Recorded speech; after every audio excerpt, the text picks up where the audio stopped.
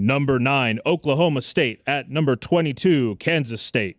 So this one's weird for me because Kansas State's favored by 1.5. That's wild. That's wild. Why is that wild? Well, I don't know who's going to start at quarterback for Kansas State. So that's one. Is it going to be Will Howard? Is it going to be Adrian Martinez? Is it going to be the Rubley kid? I mean, they have questions at the most important position on the field, and Oklahoma State doesn't. Oklahoma State has had much more success recently, in particular in league play, than Kansas State. They've got a quarterback in Spencer Sanders that is playing pretty well. I think that this is an acknowledgement that Oklahoma State is just absolutely decimated by injury right now. They, yes, won the game against Texas, but they got out of there, and it's just like, who's going to be available? It's a mash unit on both sides of the ball.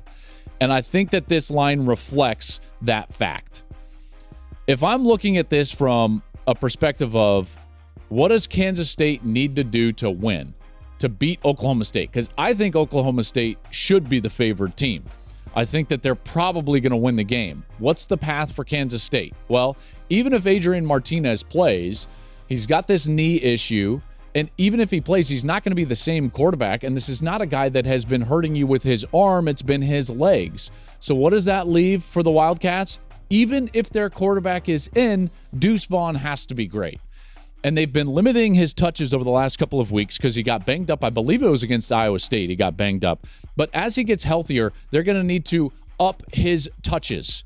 So in the last 2 games, Deuce Vaughn has had 28 touches offensively. This feels like a game where if they're going to win, he's going to need 28 touches just in this game. Somewhere in that 18, 19, 20 carries and then 8 catches. He's a game changer. Don't get me wrong. I think he's one of my favorite players in the country. I hope he plays for a long time. But he's going to need to be fantastic for this Kansas State team. Meanwhile, on the other side, Spencer Sanders will play, right? Mike Gundy has a track record, in particular on the offensive side.